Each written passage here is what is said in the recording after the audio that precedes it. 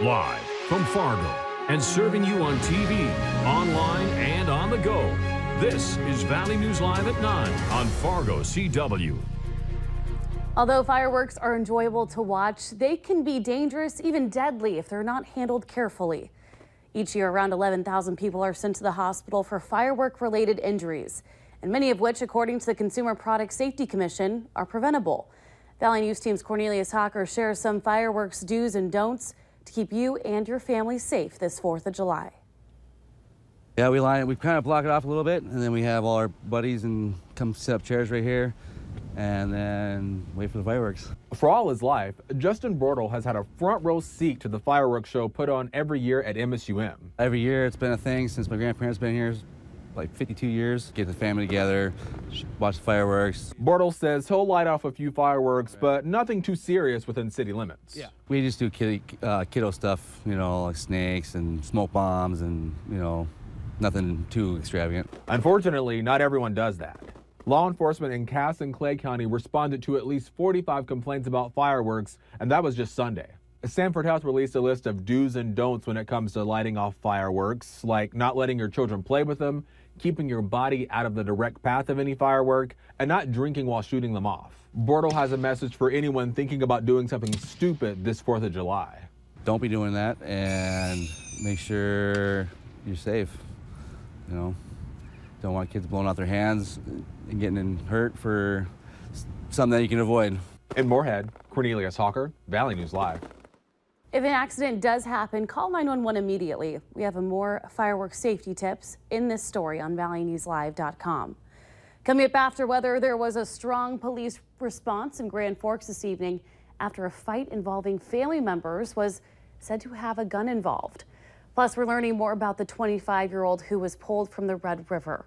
But first, quiet and warm conditions today, but everyone is looking forward to tomorrow for the 4th of July. Robert, what can we expect? Yeah, a really nice evening out there tonight, but some changes as we head through the evening hours tomorrow. Live look outside on the Coronado.com Valley Skycam, part of the Storm Team Skycam network. Looking off towards the south, some sunny skies here in the Fargo-Moorhead area. It's still pretty warm out there. A nice evening, 77 degrees, a bit of humidity out there, making it feel a touch warmer.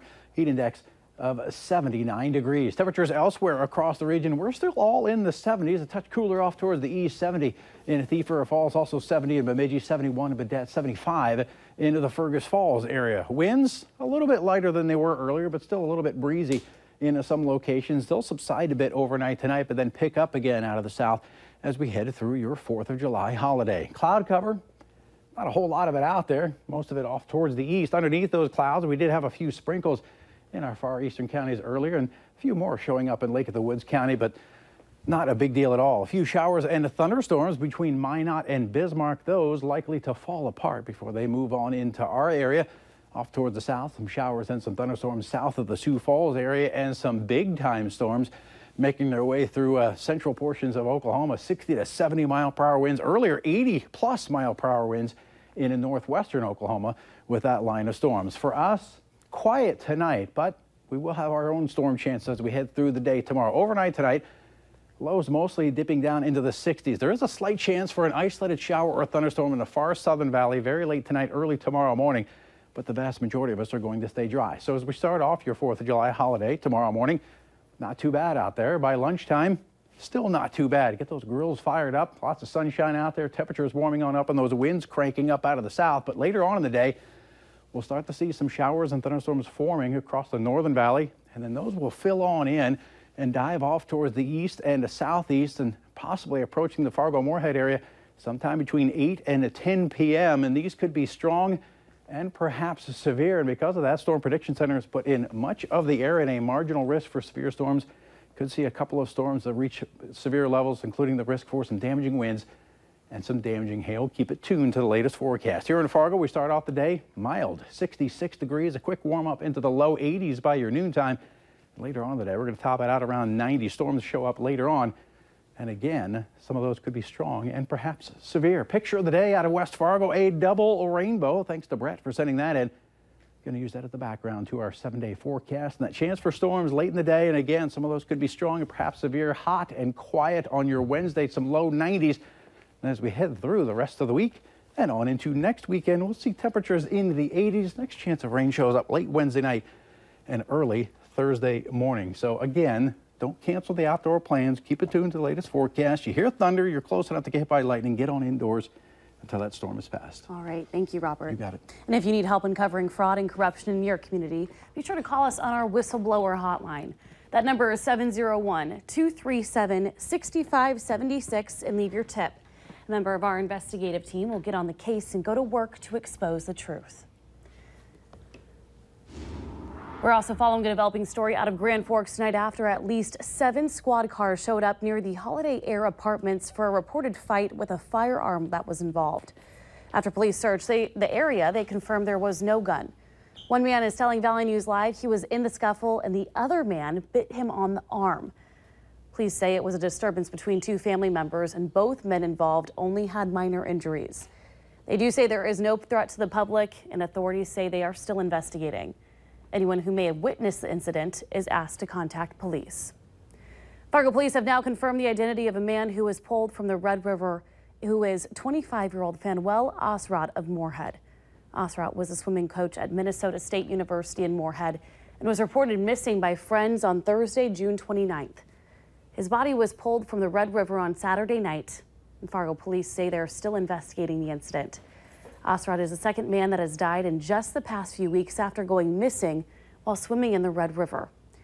We also know the name of the pilot that was killed in a plane crash just outside of Moorhead last night. Officials say Mark Yagi from Breckenridge passed away from injuries he suffered in the crash. The plane was a small 2-seater personal vintage aircraft that went in a field near the Moorhead Airport at about 6 o'clock last night.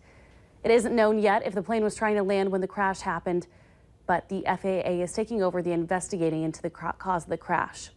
Yagi was the only person on board. The Federal Aviation Administration is giving more than $1.5 million in grants for upgrades and construction at 6 airports around North Dakota.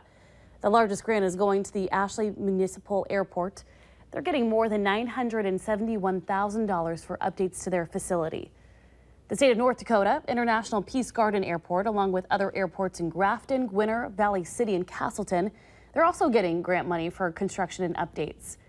U.S. Senator John Hoeven says the grants will help airports around the state invest in future development and safety, along with added economic benefits in the communities these airports serve. We're also getting new information about an area police chief accused of child sex abuse. Court documents say Lemoore Police Chief James Watson sexually abused a child on a weekly basis for multiple years. Authorities say during the fall of 2011 through April 2013, Watson engaged in a combination of 3 or more sexual acts with a minor who was under the age of 15 in Stark County. Additional documents say he committed the same crime from the fall of 2011 to December of 2011 in Golden Valley County. Watson is facing multiple charges in 3 different counties. Those include 2 counts of contentious sexual abuse of a child and 3 counts of gross sexual imposition.